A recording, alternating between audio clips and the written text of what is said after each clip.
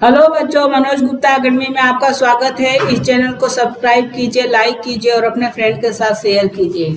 बच्चों, हम इतिहास पाठ 11 समता आंदोलन के बारे में पढ़ रहे थे।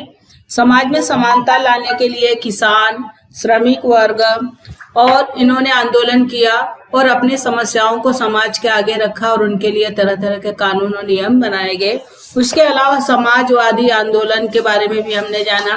समाजवादी आंदोलन में जो छोटे वर्ग के लोग थे, जैसे कुम्हार हो गए, लोहार हो गए, नाई हो गए, ये सभी के बारे में हमने पढ़ा और उनके बारे में भी जो सुधार किया गया उसके बारे में भी हमने जाना। बच्चों, आगे हम पढ़ने वाले हैं महिलाओं के आंदोलन। बच्चों, आज तो महिलाएं बहुत आगे है, हर क्षेत्र में महिलाएं आगे जा रही हैं, अब उनका विकास हो रहा है। लेकिन आज से 100-200 साल पहले महिलाओं को उतने अधिकार नहीं थे।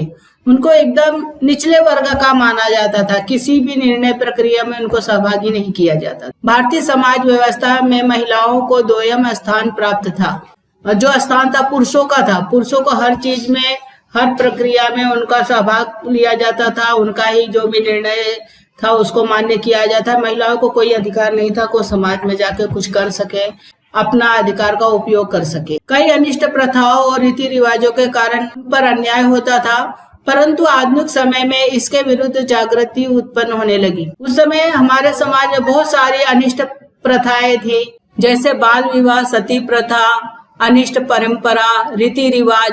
इसके कारण अलग अलग प्रथाओं के कारण महिलाओं पे बहुत ज्यादा अन्याय होता था, परंतु आधुनिक समय में इसके विरुद्ध जागृति उत्पन्न होने लगी। महिलाओं के विषय में होने वाले सुधार आंदोलन में कुछ पुरुष सुधारक आगे बढ़ के हिस्सा लिया। कालांतर में महिलाओं का नेतृत्व आगे आने लगा। महिलाओं की स्थिति इतनी बुरी थी कि बहुत सारे जो पुरुष वर्ग थे उन्होंने भी उनको ऐसे लगने लगा कि महिलाओं को आगे ले जाना चाहिए, उनको समान स्तर दिलाना चाहिए, महिलाओं को भी उतना अधिकार प्राप्त है जैसे पुरुष और स्त्री समान है। इसके लिए बहुत सारे पुरुष सुधारक भी आगे आए और महिलाओं के लिए जागृति उत्पन्न की, उनके लिए अधिकारों के लिए वो लड़े, जिसमें ज्योतिबा फुले, डॉक्टर अंबेडकर और ईश्वरचंद्र विद्यासागर का कार्य जो है बहुत ही उल्लेखनीय है। लेकिन बाद में महिलाओं ने खुद ही अपने समस्याओं के लिए, अपने अधिकारों के लिए खुद ही लड़ने लगी, उनका नेतृत्व आगे आने लगा। उनकी स्वतंत्र संस्थाएं और संगठन भी स्थापित होने लगे। पंडिता रमाबाई द्वारा स्थापित आर्य महिला समाज और शारदा सदन संस्थाएं तथा रमाबाई रानडे द्वारा स्थापित सेवा सदन संस्था उसके कुछ उदाहरण हैं कि महिलाएं अपना अपना संगठन और संस्था बनाने लगी ताकि महिलाओं के अधिकार के लिए लड़ा जाए, उनको अधिकार प्राप्त हो। भारत महिला परिषद, ऑल इंडिया वुमेन कॉन्फ्रेंस जैसी संस्थाओं का भी स्थापना हुआ। देखो बच्चों, यहाँ दो चित्र रमाबाई का है, ये पंडिता रमाबाई है और नीचे जो चित्र दिया गया है रमाबाई रानडे का। इन्होंने महिलाओं को अधिकार दिलाने में महत्वपूर्ण कार्य किया। परिणामतः यह संस्थात्मक कार्य राष्ट्रीय स्तर पे जा पहुंचा। ऐसा नहीं है कि जिस क्षेत्र में हो रहा उसी क्षेत्र में महिलाओं को अधिकार प्राप्त हो। इसके लिए पूरे भारत देश में महिलाओं ने आंदोलन किया और उनको तरह तरह के अधिकार प्राप्त हुए। इसमें उत्तराधिकार का मतलब होता है संपत्ति पे अधिकार, मतदान का अधिकार। पहले महिलाओं को मत देने का अधिकार नहीं था, इलेक्शन में वोट देने नहीं जाती थी महिलाएं, तो वो सभी अधिकार उनको प्राप्त हुआ। जैसी समस्याओं को लेकर इन संगठनों के माध्यम से महिला भी संघर्ष करने लगी।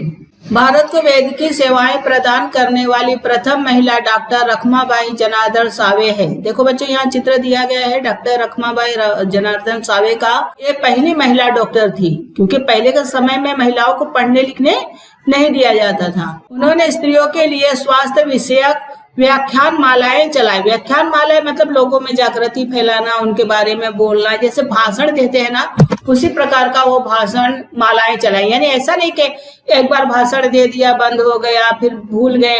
वो ऐसा मालाएं थी कि मतलब जैसे मोती की माला होती है ना, एक के बाद एक नहीं, एक बार भाषण नहीं देते, वो उनका ऐसा समय बना था, आज ये भाषण देना, कल ये भाषण देना, इस तरह से व्याख्यान मालाएं उन्होंने चलाया। उन्होंने राजकोट में रेड क्रॉस सोसाइटी की शाखा भी प्रारंभ की। 20वीं शताब्दी में सार्वजनिक जीवन में स्त्रियों का सहभाग बढ़ने लगा। राष्ट्रीय आंदोलन क्रांति कार्य में स्त्रियों का भी सहभाग महत्वपूर्ण रहा। 1935 के कानून के पश्चात प्रांतीय मंत्रिमंडल में भी स्त्रियों का समावेश हुआ। स्वतंत्रता प्राप्ति के पश्चात भारतीय संविधान में स्त्री पुरुष समानता के सिद्धांत को स्थान दिया गया। देखो बच्चों, जब 20वीं शताब्दी आई तो महिलाएं थोड़ा थोड़ा पढ़ने लगी और उनके जो सार्वजनिक जीवन में भी उनको सहभाग बढ़ने लगा, उनके अंदर जागृति उत्पन्न हुआ और आगे वो बढ़ने लगी। और इसका एक उदाहरण हमको दिखाई देता है कि राष्ट्रीय आंदोलन में भी लोग भाग लेने लगे। देखो सरोजिनी नायडू भी एक स्त्री थी, इन्होंने राष्ट्रीय आंदोलन में भाग लिया। उसके अलावा कल्पना दत्त और प्रीतिलता वड्डेदार, ये भी महिला थी और इन्होंने क्रांति कार्य, जो देश में क्रांतिकारी कार्य थे इसमें उन्होंने महत्वपूर्ण अपना सहभाग दिया था। क्या तुम जानते हो डॉक्टर आनंदीबाई जोशी भारत की प्रथम महिला डॉक्टर है। उनका बेटा 10 दिन का था तब वह चल बसा। यही दुख उन्हें चिकित्सा क्षेत्र की ओर ले जाने का कारण बना।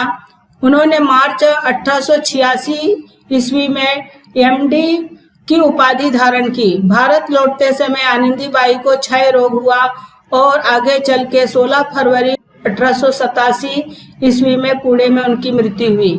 ये क्षय रोग है, क्षय रोग का चित्र दिया गया है। इसमें फेफड़े खराब हो जाती है और मृत्यु हो जाती है, जिसको हम टीबी भी कहते हैं। दलित आंदोलन, बच्चों दलित आंदोलन में जैसे हरिजन हो गए, पासवान हो गए, मतलब ये छोटी छोटी जो जातियां होती है उनका आंदोलन, वो जो आदिवासी लोग होते हैं उनके लिए आंदोलन। उनको पहले समाज में पूरा अधिकार नहीं प्राप्त, तो उनके साथ अत्याचार होता था, तो उन्होंने अपने को अधिकार दिलाने के लिए या समानता लाने के लिए आंदोलन किया, उसे दलित आंदोलन कहते हैं। भारत की समाज रचना विषमता पर आधारित थी। समाज में दलितों के साथ अन्यायपूर्ण व्यवहार किया जाता था। इस अन्यायपूर्ण व्यवहार के विरुद्ध महात्मा ज्योतिराव फुले, नारायण गुरु जैसे समाज सुधारकों ने जन जागरण का कार्य किया। मैंने बताया कि समाज में पहले जाति पाति का भेदभाव बहुत था। जो ऊंची जात के लोग थे वो निचली जात के साथ अन्यायपूर्ण व्यवहार करते थे, उनको कष्ट देते थे, उनका अपमान करते थे, उनके साथ अत्याचार करते थे, तो उनके साथ अन्यायपूर्ण व्यवहार किया जाता था। और इसके विरुद्ध महात्मा ज्योतिराव फुले, देखो यहाँ चित्र दिया गया है, नारायण गुरु, ये सभी जो समाज सेवक थे, इन्होंने लोगों में जन जागरण का कार्य किया। महात्मा फुले द्वारा दी गई सीख का अनुसरण करते हुए गोपाल बाबा वलंकर, शिवराव जानबा कांबळे ने अस्पृश्यता उन्मूलन का कार्य किया। अस्पृश्यता उन्मूलन का मतलब होता है जो छुआछूत का जड़ से खत्म करना, जाति पाति का जो भेदभाव है, उन्मूलन मतलब जड़ से खत्म करना। ये काम करने का कार्य गोपाल बाबा वलंकर और शिवराम जानबा कांबळे ने किया। 1888 में गोपाल बाबा वलंकर ने विटाल विध्वंसन पुस्तक द्वारा अस्पृश्यता का खंडन किया। उन्होंने एक पुस्तक लिखा था विटाल विध्वंसन, देखो यहाँ चित्र दिया गया है। इसमें उन्होंने यह कहा कि छुआछूत को एकदम से खत्म करना चाहिए, उन्होंने खंडन किया। खंडन मतलब खत्म करने के लिए उसमें लिखा है। शिवराम जानबा कांबळे ने 1 जुलाई 1908 में सोमवंशी मित्र नाम की मासिक पत्रिका प्रारंभ की। सोमवंशी मित्र जो है उसके नाम से उन्होंने एक मासिक पत्रिका, मतलब होता है जो 1 महीने में एक बार छपता हो, और पत्रिका का मतलब होता है मैगजीन। मैगजीन का शुरुआत किया, यानी छोटी छोटी किताबें होती है। देखो बच्चों यहाँ पे चित्र दिया गया है शिवराम जानबा कांबळे का। इन्होंने सोमवंशी मित्र नाम का पत्रिका शुरू किया। मुरलियों का मतलब होता है देवदासी और जोगिनों का मतलब होता है जोगिन। बच्चों देवदासी का मतलब होता है, ये प्रथा आज भी केरल में है। वहाँ पे लड़कियों का जन्म होने के बाद लड़कियों को भगवान को समर्पित कर देते हैं और मंदिर में रह के वहाँ साफ सफाई करने का कार्य करती है और भगवान का पूजा पठन करती है। ऐसे लड़कियों को देवदासी कहा जाता है। और नीचे जो है जोगिन का चित्र दिया गया है। जैसे मीराबाई थी, वो कृष्ण में एकदम रम गई थी, उनकी समस्याओं को बाड़ी दी और साथ ही देवदासियों के विवाह के लिए भी आगे बढ़ के प्रयास किए। तमिलनाडु में पेरियार रामस्वामी ने अस्पृश्यता उन्मूलन हेतु आंदोलन प्रारंभ किया। देखो यहाँ चित्र दिया गया है पेरियार रामस्वामी, और उन्होंने जो तमिलनाडु में जो छुआछूत का भेदभाव था उसके लिए आंदोलन शुरू किया। महर्षि विठल रामजी शिंदे ने दलितों की उन्नति के लिए 1906 में डिप्रेस्ड क्लासेस मिशन नाम की संस्था स्थापित की।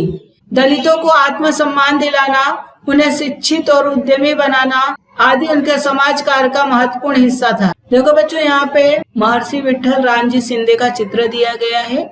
इन्होंने 1906 में डिप्रेस्ड क्लासेस मिशन नाम की संस्था बनाई और यह संस्था जो है दलित लोग होते उनको आत्मसम्मान दिलाती थी, उन्हें शिक्षित करती थी, उन्हें पढ़ाई लिखाई का मौका देती थी और उद्यमी बनाती थी, वो कुछ कार्य कर सके। इसके लिए ये जो कार्य है समाज का महत्वपूर्ण हिस्सा था तथा उच्च वर्णियों के मन से दलितों के बारे में जो भ्रामक मान्यताएं थी उन्हें दूर करना और उनके कार्यों का दूसरा भाग था। पहला तो लोग जो निचली जाति है उसको शिक्षित बनाना, उनको आगे बढ़ाना, ये कार्य था। उसके साथ साथ जो ऊंचे वर्ग के लोग थे जैसे जमींदार ठाकुर वगैरह हो गए, तो उनके मन में जो निचली जाति के प्रति जो भ्रामक मान्यता थी कि निचली जात को छुएंगे तो पाप लगेगा या जो भी हो, तो वो भावना उनके मन से दूर करना, उनके मन में ये भावना उत्पन्न करना कि छोटी जात और बड़ी जात दोनों बराबर है। इसके लिए उन्होंने मुंबई में परेल, देवनार में मराठी विद्यालय और उद्योगशालाएं खोली। पुणे में पार्वती मंदिर में प्रवेश हेतु हुए सत्याग्रह, दलितों के लिए आयोजित किसान परिषद, संयुक्त निर्वाचन क्षेत्र योजना आदि विषय में दलित वर्ग के हितों के दृष्टि से वे पूरी सक्रियता से हिस्सा लेते थे। देखो बच्चे, यहाँ चित्र दिया गया है पार्वती मंदिर का, यह पुणे में है और यहाँ पे पहले जो निचले वर्ग के लोग थे उनको इसमें दर्शन करने की अनुमति नहीं थी, वहां जाने की अनुमति नहीं थी। खाली ऊंचे वर्गों के लिए जो ठाकुर है, ब्राह्मण हो गए, वही लोग यहाँ पर जा सकते थे। तो यहाँ पर उनको जाने का प्रवेश दिया गया। राजर्षि साहू महाराज ने डॉक्टर बाबा साहेब आम्बेडकर के नेतृत्व को समर्थन दिया और उन्हीं की अवधि में ब्राह्मणेतर आंदोलन प्रारंभ हुआ। इस आंदोलन का नेतृत्व उन्होंने किया। राजर्षि साहू महाराज ने कोल्हापुर रियासत में आरक्षण का क्रांतिकारी घोषणा पत्र जारी किया। निःशुल्क और अनिवार्य प्राथमिक शिक्षा का कानून बनाया। उन्होंने जाति भेद उन्मूलन के लिए ठोस कार्य किया। जाति व्यवस्था में रोटी बंदी, बेटी बंदी और व्यवसाय बंदी, ये 3 प्रतिबंध पहले से लगे हुए थे। देखो बच्चों, यहाँ पे राजर्षि साहू महाराज का चित्र दिया गया है। इन्होंने डॉक्टर बाबा साहब के अम्बेडकर में इन्होंने ब्राह्मणेतर आंदोलन को शुरू किया और इसमें जो छुआछूत की भेदभाव थी उसको खत्म करने का प्रयास किया। उन्होंने इसके लिए जो नीची जात के लोग हैं उनके लिए निःशुल्क शिक्षा देना शुरू किया और उनके लिए प्राथमिक पाठशाला भी बनाई और उन्होंने जाति भेद को जड़ से खत्म करने के लिए कुछ ठोस कार्य किया। उसमें इसमें मुख्यतः रोटी बंदी, बेटी बंदी और व्यवसाय बंदी, ये 3 प्रतिबंध पहले से लगे हुए थे, उसको उन्होंने हटाया। रोटी बंदी का मतलब होता है जो सभी वर्ग के लोग एक साथ बैठ के भोजन करने, क्योंकि पहले के लोग ऊंची वर्ग के लोग निचले वर्ग के जो नीची जात के लोग रहते हैं उनके साथ भोजन करना पसंद नहीं करते थे। तो सब लोग साथ में बैठकर सहभोज करना, आपस में बैठ के खाना, इसको रोटी बंदी कहा जाता है। रोटी बंदी को खत्म करना कहा जाता है। और बेटी बंदी का मतलब होता है कि जैसे पहले के समाज में जैसे अपनी जाति के लोग से ही लोग अपनी जाति में ही विवाह शादी करते थे, तो बेटी बंदी, इनका यह कहना था कि हमें दूसरे वर्ग के लोगों से या दूसरी जाति के लोग से भी शादी करना चाहिए।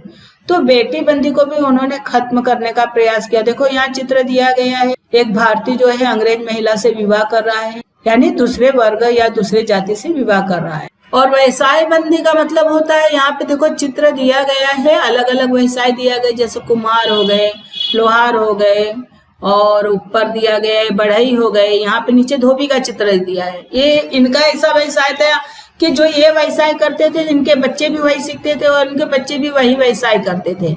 यानी एक व्यवसाय करने वाले लोग दूसरे का व्यवसाय नहीं कर सकते थे। जैसे आज के युग में कैसे है कि अगर हमारे माता पिता, हमारे दादा दादी जी किसान थे, लेकिन आज हमारे पिताजी दूसरा कार्य करते हैं, आज हम पढ़ लिख के इंजीनियर डॉक्टर बन सकते हैं, तो हम दूसरा व्यवसाय चुन सकते हैं, लेकिन पहले ऐसा नहीं था। इस संदर्भ में उन्होंने सभाओं, पार्षदों का आयोजन कर उनमें दलित लोगों के हाथों से भोजन ग्रहण किया और रोटी बंदी सार्वजनिक रूप से ठुकरा दिया। उन्होंने क्या किया, जो निचले वर्ग के लोग थे उनके साथ उन्होंने खाना खाया। साहू महाराज की यह धारणा थी, जब तक बेटी बंदी का पालन समाज में किया जाता रहेगा तब तक जाति भेद समूल रूप से नष्ट नहीं होगा। उनका ऐसा मानना था कि अपने जात में नहीं, हम दूसरे जात में अगर देंगे तो जाति पाति का भेद हो हमेशा के लिए खत्म हो जाएगा। इसलिए उन्होंने अपनी रियासत में जहाँ पे उनका राज्य था वहां पे अंतर जाति विवाह को विधिवत मान्यता प्रदान करने वाला उन्होंने कानून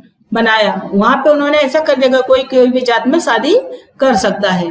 22 फरवरी 1918 को कोल्हापुर सरकार ने गजट में घोषणा पत्र प्रकाशित किया और रियासत में प्रजा चलित प्रजा पवनी पद्धति, इसको बलूतेदार पद्धति यह भी कहा जाता है, उसको उन्होंने नष्ट कर दिया। बलूतेदार पद्धति का मतलब होता है जैसे एक ही व्यवसाय करने वाले का पुत्र एक ही व्यवसाय करो। देखो यहाँ पे सब बलूतेदार पद्धति यहाँ पे दिया गया है। सभी को अपने मन पसंद व्यवसाय चुनने का और करने की अनुमति प्रदान किया गया।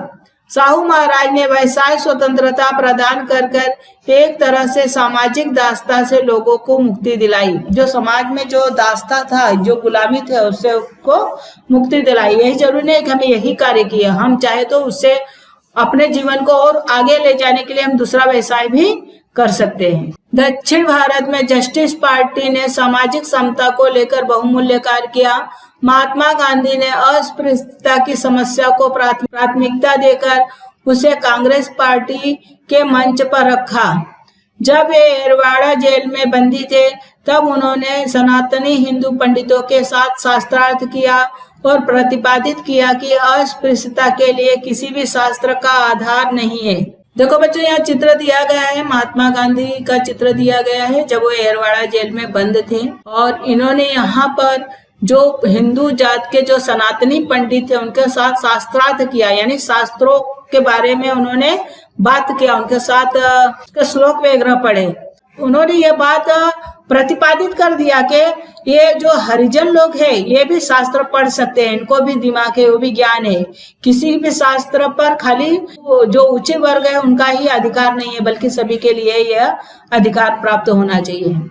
उन्होंने हरिजन सेवक संघ को प्रेरणा दी। उनसे प्रेरणा पाकर अमृतलाल विठल दास ठक्कर उर्फ ठक्कर बापा, इनको ठक्कर बापा भी कहा जाता है। देखो यहाँ पे चित्र दिया है, इनका पूरा नाम है अमृतलाल विठल दास ठक्कर। अप्पा साहेब पटवर्धन, देखो यहाँ पे चित्र दिया गया है अप्पा साहब पटवर्धन का।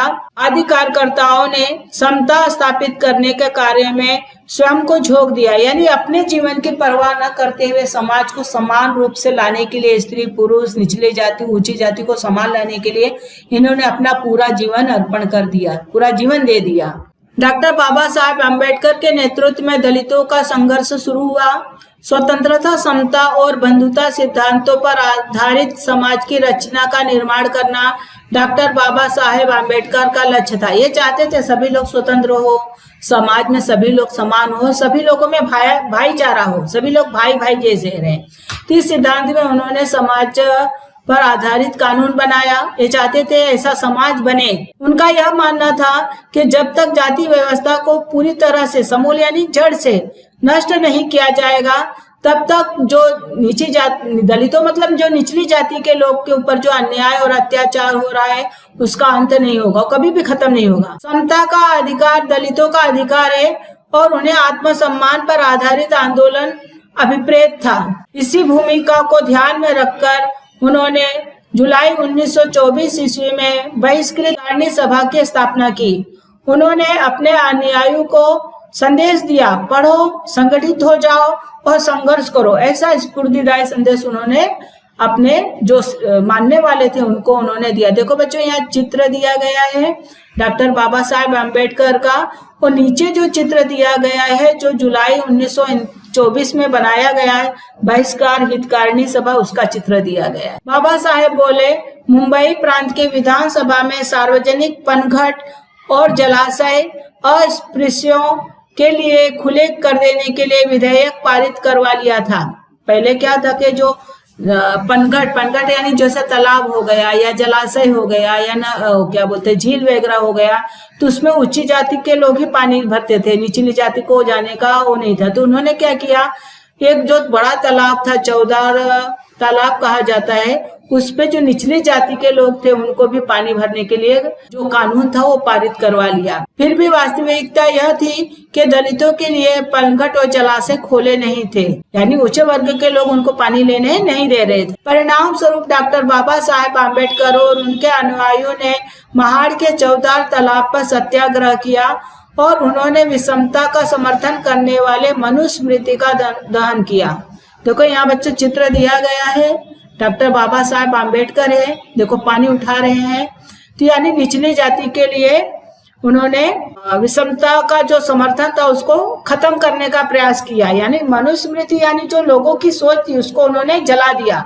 यहाँ पर ऊंची जाति और नीची जाति दोनों जन आके पानी ले सकते हैं। नासिक के कालाराम मंदिर में दलितों को प्रवेश मिले, इसलिए 1930 ईस्वी में सत्याग्रह शुरू किया। देखो बच्चों, यहाँ चित्र दिया गया है नासिक के कालाराम मंदिर का। यहाँ पे नीची जाति के लोगों को प्रवेश मिलने लगा बाद में, पहले उनको भी प्रवेश नहीं दिया जाता था। नीचे वर्ग के लोग मंदिर में नहीं जा सकते थे। कर्मवीर दादा साहेब गायकवाड़ ने इस सत्याग्रह का नेतृत्व किया। देखो बच्चों, यहाँ पे जो कर्मवीर दादा साहेब गायकवाड़ है या डॉक्टर बाबा साहेब आम्बेडकर के साथ बैठे हुए हैं, इन्होंने इस सत्याग्रह का नेतृत्व भी किया था। समाचार पत्र डॉक्टर बाबा साहेब आम्बेडकर के आंदोलन के अभिन्न अंग थे। समाज में जागृति उत्पन्न करने के लिए और दुखों को वाणी देने के लिए डॉक्टर बाबा साहेब आम्बेडकर ने मूक नायक, बहिष्कृत भारत, जनता और समता ये समाचार पत्र छापना शुरू किया। देखो बच्चों, यहाँ चित्र दिया गया है मूक नायक और बहिष्कृत भारत, ये उस समय का समाचार पत्र है। डॉक्टर बाबा साहेब आम्बेडकर ने स्वतंत्र मजदूर पक्ष की स्थापना की। श्रमिकों के हित के लिए जो कानून नहीं थे उन कानूनों का उन्होंने विधानसभा में विरोध किया, यानी वहां मजदूरों के हित के लिए कानून बनाए गए।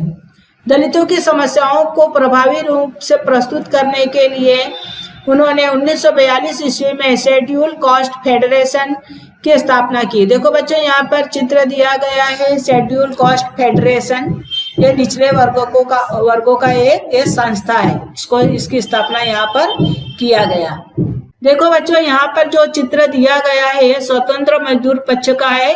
इसके संस्थापक डॉक्टर बाबा साहेब आम्बेडकर थे। आधुनिक भारत में समता पर आधारित समाज रचना का निर्माण करने के कार्य में डॉक्टर बाबा साहेब आम्बेडकर ने भारतीय संविधान द्वारा महत्वपूर्ण योगदान दिया। देखो बच्चों, यहाँ पे चित्र दिया गया है, ये हमारा संसद का चित्र है और यहाँ पे जो चित्र दिया गया है ये हमारे संविधान का है।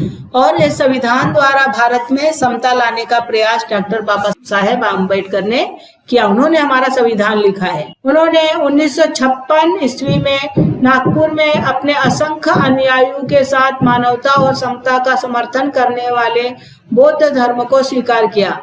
बच्चों, बौद्ध धर्म है जो है इसमें सभी वर्ग के लोग जा सकते, इसमें जाति पाति का भेदभाव नहीं था, इसलिए उन्होंने बौद्ध धर्म को स्वीकार किया। देखो बच्चे, यहाँ चित्र दिया गया है, डॉक्टर बाबा साहेब आम्बेडकर है, यहाँ गौतम बुद्ध की मूर्ति है, उन्होंने बौद्ध धर्म को स्वीकार किया था। और यहाँ पर भी देखो चित्र दिया गया है, गौतम बुद्ध अपने जो अनुयायी है, शिष्य है, उनको शिक्षा दे रहे हैं। आधुनिक भारत के निर्माण में समता के लिए किए गए संघर्ष को महत्वपूर्ण स्थान प्राप्त है। आज देखेंगे तो आज हमारा आधुनिक भारत है, इसमें जाति पाति का भेद लगभग पूरा खत्म हो गया है। कुछ क्षेत्र में है थोड़ा बहुत, लेकिन आज उतना जाति पाति का भेदभाव नहीं है।